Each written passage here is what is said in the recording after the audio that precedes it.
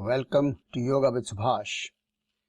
In today's video, I will be reviewing a few of the seated postures which are mentioned in our ancient yoga texts as postures that are used for both meditation or pranayama practices.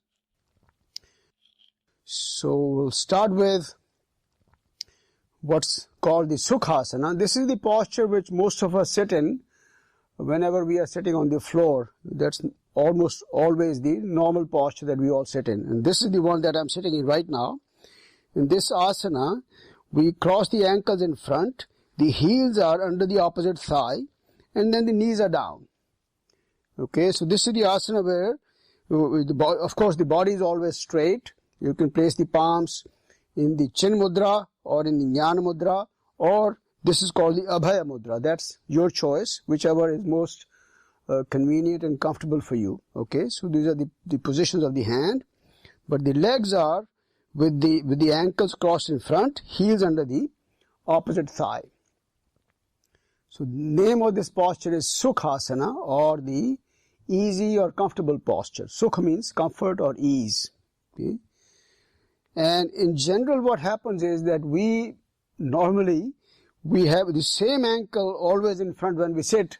It just becomes a habit that always the same ankle is in front and the other one is behind. But let's try to switch around just to see how different it feels. So if I switch around, okay, then I can almost feel it feels a little bit weird and unnatural to me. But that's just the way things are. That's just the way, because that's how we are used to. So this is called the Sukhasana. Okay.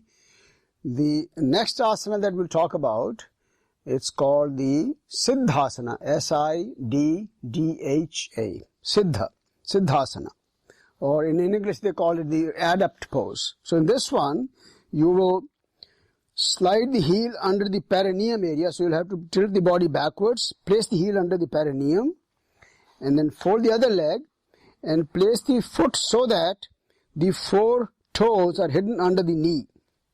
Okay, so the four toes are hidden under the knee, the big toe is showing.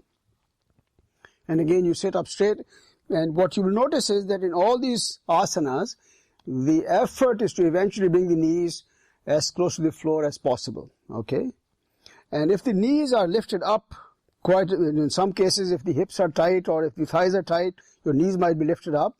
Then what you want to do is to put some kind of a folded blanket under your knees so that you don't feel uncomfortable. If that's the case, if your knees are lifted up and you have to fold some blanket under the knees, you must sit on a cushion so that the buttocks are also lifted up the same as the knees. All right. So sit on a cushion and then lift the knees up by putting pads under your knees also. So that's the effort to bring the knees closer to the floor. So now this is all the Siddhaasana. In this one, the left heel is under the perineum, the four toes are hidden, big toe is showing. Okay. Now a very small and a minor modification to this pose, minor variation, and the name changes to Swastikasana. And what's that variation? In that one, we bring the other big toe also up. So then you pull the other big toe up. So in this case, both the big toes are showing. All right, the other toes are hidden. So this becomes the Swastikasana. And remember, in all these poses, the knees should be closer to the floor, spine should be comfortably tall, no strain, and again you can put the hands in whatever posture is comfortable. Okay, this is called the chin mudra. Okay, so that's the combination of, the Siddhaasana as well as the Swastikasana. And from here we move on to the variations of the Padmasana or the Lotus pose. So the first thing we'll work on is the half lotus or Ardha Padmasana. In that one, instead of bringing the heel under the perineum, you slide it under the thigh now. So in my case, I'm starting with the left foot, left heel under the thigh, and then you bring the other foot up and place it on top of the thigh. And as I mentioned before, the same intention of bringing the knees closer to the floor if that's comfortable. If not, place a pad under the knees. Okay, so this becomes the half lotus on one side. It's called the Ardha Padmasana. Ardha means half. And then we'll switch sides to do the half lotus on the other side. That means the left foot is on top of the thigh, the other foot and the heel under the opposite thigh. Under the thigh, one foot under the thigh, the other foot on top of the thigh, and the knees closer and closer to the floor. Again, spine up, shoulders are always relaxed, hands in whichever posture you're comfortable with, whichever mudra, whichever gesture, chin mudra, jnana mudra, abhaya mudra, anyone. Okay, so that's the half lotus, and from here we will transition to the full lotus now. And in the full lotus we keep one foot on top and then slide the other foot out, lift it up and place it on top of the other thigh now. So both the feet are on top of the opposite thighs, and again knees closer to the floor, arms comfortably resting, or the hands resting on the knees or thighs. You can place them in your lap, whatever feels natural and comfortable for you. Spine always should be nice and straight, comfortable, no strain. So that's called the full lotus, and then we'll switch sides to the same lotus pose, switch to the other side. So this time the right foot on top first, and then with the other foot on top, same move. Again, knees closer to the floor, and this becomes the full lotus or the Padmasana. It's also called Kamalasana. Kamala is another name for lotus, Kamalasana.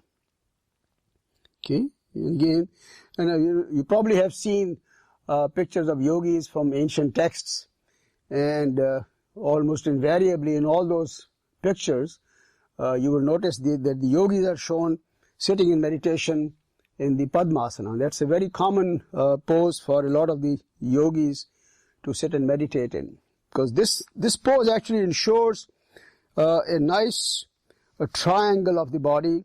It's a nice platform with the knees down, buttocks are nicely resting, spine naturally kind of straight in this position. So it becomes a very naturally desirable pose for meditation. But of course, not everyone is comfortable in this pose. You need to develop a fair amount of flexibility in your knees, your ankles, your thighs, your hips, to be able to get into this pose. So don't force it, okay? Make sure you are not forcing yourself to get into this pose. So if you're not comfortable, you work on those muscles, those limbs that will help you, prepare you for this. Like I mentioned, you need to work on your knees, you need to work on your hips, thighs, ankles. Those are the areas that you need to slowly work on, and there are different ways of doing that.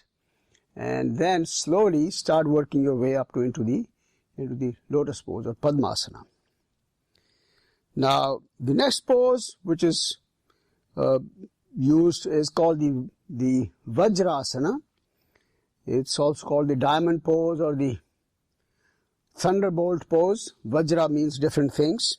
Okay, so to do that, you will sit up on the heels now. So this is where you will rest your buttocks on the heels, and then again, this pose is actually also very good for just keeping the spine naturally straight. It's a very good pose. And in my own practice, I use this predominantly for the practice of Kapalabhati. My pranayama practice, Kapalabhati, I prefer to sit in this pose because it keeps the spine nice and straight and gives me a nice movement in the abdominal area when I do Kapalabhati.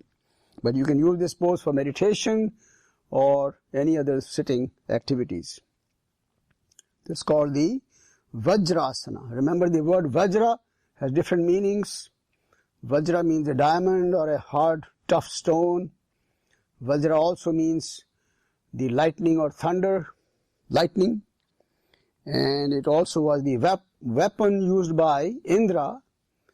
It's called the Indra Yudha, or the Indra's weapon, called Vajra. Okay, so this is the Vajrasana. And then a small variation of this pose, it's called the Virasana, V-I-R-A, Virasana. Veer means a hero or a brave man. So it's a brave man's pose or a hero's pose. And to do that, all you do is to slide the feet away from each other.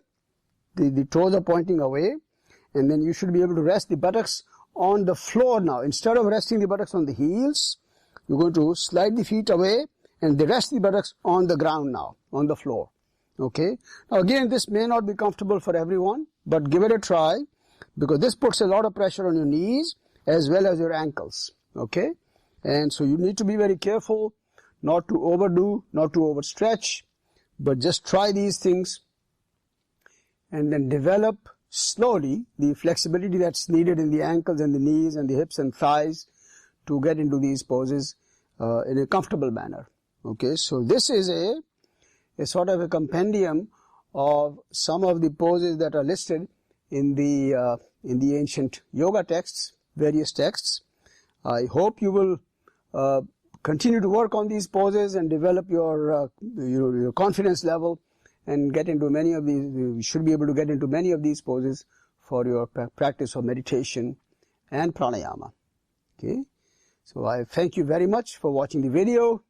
I hope you'll join me for the next video. Namaste and have a wonderful day.